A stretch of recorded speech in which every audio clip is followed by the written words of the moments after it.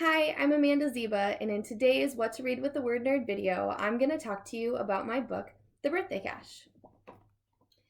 While 12-year-old Mason Miles and his parents love their nomadic lifestyle, living and working across the nation in their RV, his twin sister Molly is craving a normal life and scheming to put a stop to their endless road trip. For their 12th birthday, the twins open a GPS receiver and fall in love with the sport of geocaching. When they stumble upon a mysterious puzzle cache where their travels become interesting enough to change Molly's mind.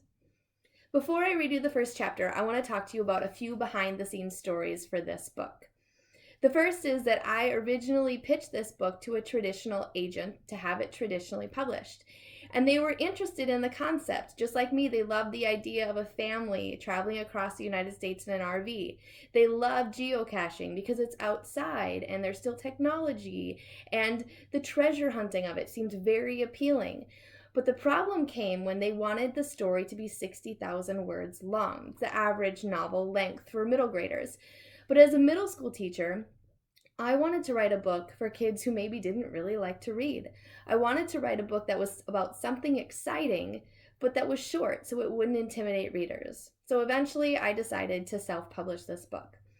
Another interesting fact about this book is that I worked on it at the Highlights Foundation. In the summer of 2016, I went to their creative barn, their retreats, and I was able to workshop this story and get lots of great feedback to polish it up and make it even better than it was before. Another interesting fact about this book is that out of my 10 books so far, this is the only book cover that I have not designed myself.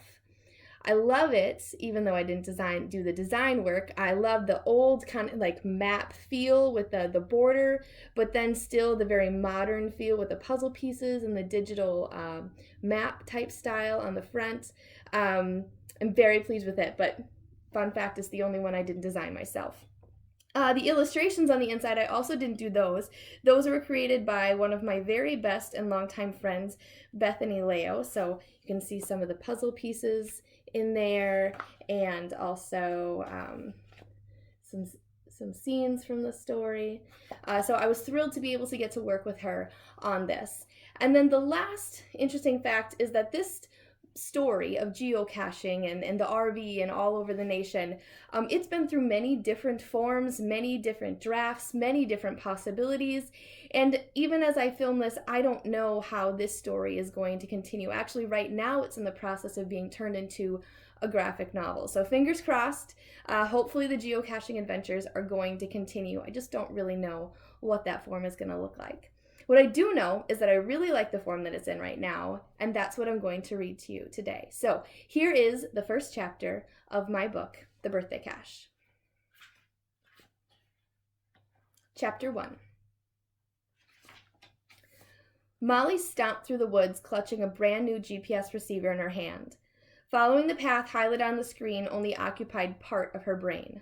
The rest was busy listing complaints. Complaints about their life on the road.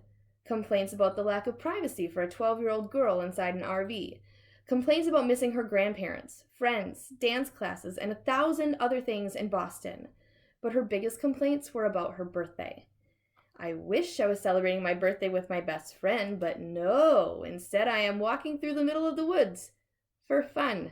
I'd rather be with Gabby eating ice cream or going to the mall or doing anything else normal. Molly paused, looking left and then right. Frustrated with every part of the adventure, she sighed loudly and mentally gave up. Here. Molly shoved the GPS into her twin brother's hands. It's a better present for him than me anyway, she thought. She folded her arms across her chest and dragged her feet, letting Mason take the lead. Their parents walked behind them, sandwiching Molly between them and her obnoxiously happy brother Mason. Some birthday this is, she muttered. What's that mall doll? Her dad asked. Nothing. She spoke a little louder than she meant to, causing a nearby bird to cry out and fly away. The foursome wove through the trees, doing their best to follow the directions displayed on the GPS. Mom snapped pictures with a camera that was permanently attached to her hand. Mason rattled off facts that he had learned from the internet about geocaching. The GPS receivers use a series of 24 low-orbiting satellites that help geocachers find what they're looking for. At first, it was only used for military stuff, but in 2000, they started allowing civilians to use it too. Molly rolled her eyes, but continued to follow her know-it-all brother. He was always spouting annoying facts. Finally, they reached the spot they'd been searching for. When they discovered that it wasn't a traditional cache, Molly's annoyance grew. Instead of unclasping the hinges of an old ammo can or prying the cover off a film canister, they stood huddled around a square sign. It read, "Original Stash, the first geocache placed here, May 3rd, 2000. A traditional cache was a hidden container that held something you could take with you as a souvenir. Once you picked out an item, you replaced it with one of your own. They'd collected all kinds of things from the caches in the past: coins, keychains, magnets. Here they were stuck with no treasure to find at all, just a plaque to look at." Dad pulled his phone out of his pocket and began putting his writer's research skills to work. It says here that the original cache was a 5-gallon bucket containing all sorts of things: a little money, a book, a cassette tape. Lots of people came here to find it. Unfortunately, a road crew's lawnmower destroyed it by accident. "Bummer," Mom said. "Definitely." Instead, they put this plaque to mark the spot of the first geocache ever. It's called a virtual cache. No treasures, only a location to find. "Virtually lame," Molly said, and then guiltily shrugged when she realized that she'd said it out loud. "Check this out," Dad said. He continued to read from his phone. "Geocaching urban legend says that if you place your GPS on top of the plaque, it will grant you extra long battery life with super good satellite reception." "Well, we can't miss out on that," Mason said, and put the GPS on top of the plaque. "Do we pray to the GPS gods or do a rain dance or something?" Mom asked. "Nope, should be good," Dad said. "Great. Can we go back to the RV now?" Molly asked. "You guys hang around a bit," Mom said. "Molly and I will walk back." Without saying goodbye, Molly turned around and began walking back to their home on wheels. Mom gave Dad a weak smile and then turned to follow her daughter. They walked in silence for a bit before Mom said, "I'm sorry you don't like your gift. You guys seemed to really like geocaching last summer when Dad had to try it for the Outdoor Explorer magazine article he wrote. We thought you guys would be excited to do more of it this summer."